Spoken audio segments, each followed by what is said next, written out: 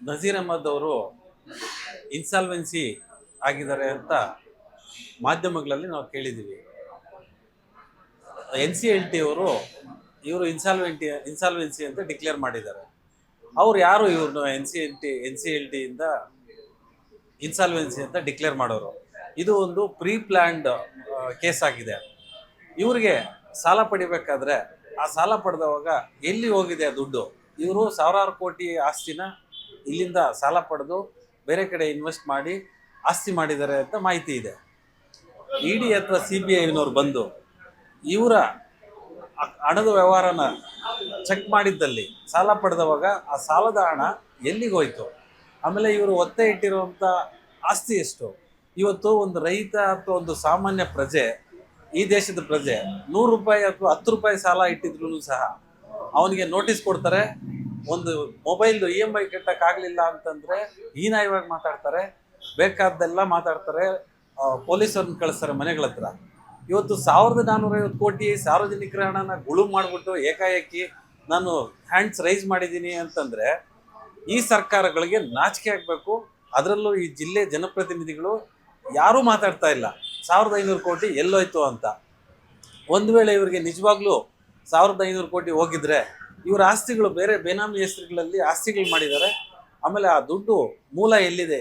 ಮೂಲ ಬಂದಂಥ ದುಡ್ಡು ಎಲ್ಲಿಗೆ ಹೋಯ್ತು?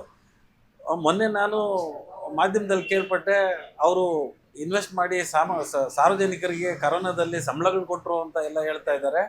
ಅದು ಅವ್ರ ಬಿಸ್ನೆಸ್ಗೋಸ್ಕರ ಮಾಡಿರೋದು. ಸಾರ್ವಜನಿಕರಿಗೆ ಸಹಾಯ ಮಾಡಲಿಕ್ಕೆ ಚೆಕ್ಗಳು. ವಂಶೋದಯ ಮಲ್ಟಿ ಸ್ಪೆಷಾಲಿಟಿ ಆಸ್ಪತ್ರೆ ಕೋಲಾರ.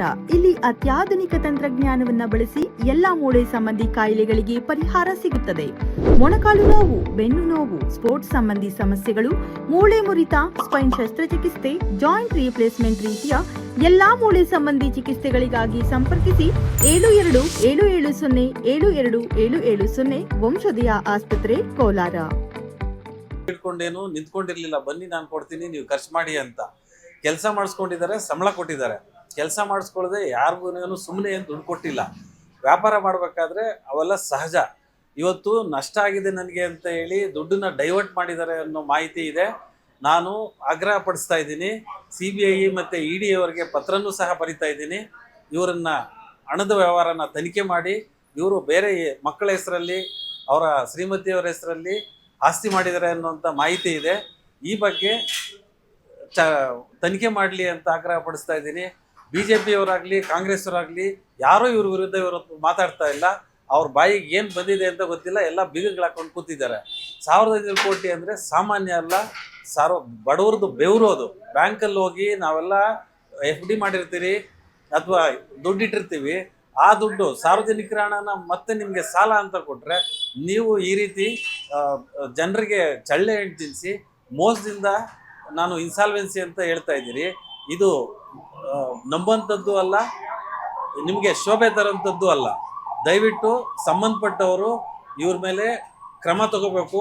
ಮಾನ್ಯ ಮುಖ್ಯಮಂತ್ರಿಗಳು ಹೇಳ್ತಾ ಇದ್ದಾರೆ, ನಾವು ಯಾವುದೇ ಅನ್ಯಾಯ ಆಗಕ್ಕೆ ಬಿಡಲ್ಲ, ಜನರ ದುಡ್ಡು ಎಲ್ಲೂ ಹೋಗಕ್ಕೆ ಬಿಡಲ್ಲ ಅಂತ ಹೇಳ್ತಾ ಇದ್ದಾರೆ. ಅವರು ನಿಜವಾಗ್ಲೂ ಯೋಗ್ಯರಾದರೆ ಅಥವಾ ಅವ್ರಿಗೆ ಮುಖ್ಯಮಂತ್ರಿಗಳಿಗೆ ಒಂದು ಸಾರ್ವಜನಿಕರಿಗೆ ಮೋಸ ಮಾಡಿರೋಂಥ ವ್ಯಕ್ತಿಗೆ ಸುಮ್ಮನೆ ಬಿಡಬಾರ್ದು. ಸಾರ್ವಜನಿಕರ ಹಣ ಸಾರ್ವಜನಿಕರಿಗೆ ತಲುಪಿಸ್ಬೇಕು ಅನ್ನೋದಾದರೆ ಇವರೆಲ್ಲ ಆಸ್ತಿಗಳನ್ನು ತನಿಖೆ ಮಾಡಿ, ಇವ್ರ ವ್ಯವಹಾರಗಳನ್ನು ತನಿಖೆ ಮಾಡಿ, ವಾಪಸ್ಸು ಬ್ಯಾಂಕಿನ ಹಣ ಬ್ಯಾಂಕಿಗೆ ಕಟ್ಟಿಸಿ. ಉದಾಹರಣೆಗೆ ಇವತ್ತು ಮಲ್ಯ ಓಡೋಗಿದ್ದಾರೆ, ಆದರೂ ಅದ್ರ 2ರಷ್ಟು ಆಸ್ತಿ ಬ್ಯಾಂಕ್ಗಳವ್ರ ಹತ್ರ ಇದೆ. ಇವ್ರ ಹತ್ರ ಏನಿದೆ? ಯಾವ ರೀತಿ ಸಾಲ ಕೊಟ್ಟರು? ಆಮೇಲೆ ಸಾಲದ ಉದ್ದೇಶ ಏನು? ತೊಗೊಂಡ ತಕ್ಷಣ ಏನು ಮಾಡಿದ್ದಾರೆ? ಇದೆಲ್ಲ ಚೆಕ್ ಮಾಡಿದರೆ ಸಾರ್ವಜನಿಕರಿಗೆ ಗೊತ್ತಾಗುತ್ತೆ ಯಾರು ಮೋಸ ಮಾಡೋಕ್ಕೆ ಪ್ರಯತ್ನ ಮಾಡ್ತಾ ಇದ್ದಾರೆ ಅಂತ. ಒಂದು ವಿಪರ್ಯಾಸ ಏನಂದರೆ, ಯಾವುದೇ ಜನಪ್ರತಿನಿಧಿ ಈ ಜಿಲ್ಲೆಯಲ್ಲಿ ಯಾವುದೇ BJP ಶಾಸಕ ಆಗಿರಲಿ ಅಥವಾ JDS ಶಾಸಕರಾಗಿರಲಿ, BJP ಅವ್ರ ಶಾಸಕರಿಲ್ಲ ಬಿಡಿ, ಅವ್ರಿಗೆ ಯೋಗ್ಯತೆಯೂ ಇಲ್ಲ. ಒಂದು ವೇಳೆ JDS ಅವರಿದ್ದರೆ ಅಥವಾ ಕಾಂಗ್ರೆಸ್ ಅವರಿದ್ದರೆ ಇದ್ರ ಬಗ್ಗೆ ಏನೂ ಮಾತಾಡ್ತಾ ಇಲ್ಲ. ನಮಗೇನು ಕಿವಿಗೆ ಬೀಳಲೇ ಇಲ್ವೇನೋ, ನಮ್ಮ ಸಹೋದ್ಯೋಗಿ ಜನರಿಗೆ ಟೋಪಿ ಹಾಕಿದ್ದಾರೆ ಅಥವಾ ಭಯನೋ ಏನೋ ಗೊತ್ತಿಲ್ಲ, ಅವ್ರ ವಿರುದ್ಧ ಮಾತಾಡಿದರೆ ನಮಗೆ ಓಟ್ ಬರಲ್ಲ ಅನ್ನೋ ಭಯ ಇರ್ಬೋದು, ಅದಕ್ಕೆ ಮಾತಾಡ್ತಾ ಇಲ್ಲ. ಕೇಂದ್ರ ಸರ್ಕಾರ ಈ ಬಗ್ಗೆ ತಕ್ಷಣ ಈ ಸಂಬಂಧ ತನಿಖೆ ನಡೆಸಿ ನ್ಯಾಯ ಕೊಡಿಸ್ಬೇಕು ಸಾರ್ವಜನಿಕರಿಗೆ ಅಂತ ತಮ್ಮ ಮೂಲಕ ಕೇಳ್ಕೊತಾ ಇದ್ದೀನಿ. ನಮಸ್ಕಾರ.